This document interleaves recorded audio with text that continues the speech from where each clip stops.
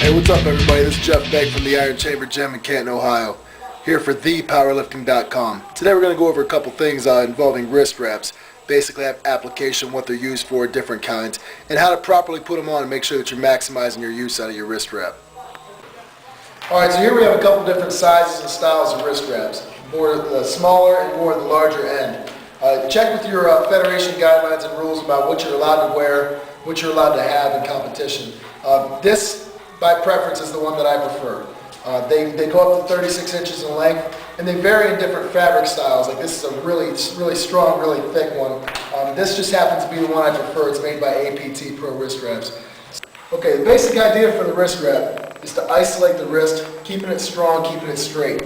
For example, with our heavy bag here, you would never punch someone with your wrist bent up. Same way you would never attack a bench press with your wrist bent up. You want to make sure to maximize your strength, maximize your ability to keep your wrist straight, keep everything strong from the elbow through the forearm up to your wrist. If you get bent and get behind you, your bar is no longer over your elbow. So we try to isolate everything, keeping it nice, straight, and solid, for what you're going to do.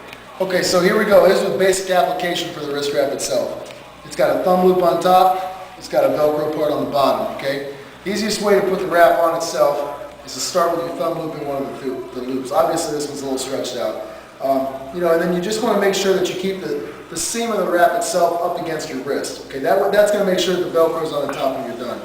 All right. If you can notice what we're doing here, we're going to start taking a turn, and I'm starting below the joint of my wrist. All right. So we're starting below the joint of the wrist. We're going to move up as we go. Don't be afraid to come up into the top of your hand. What we're trying to do, remember, is create a cast-like environment for your wrist so it doesn't bend.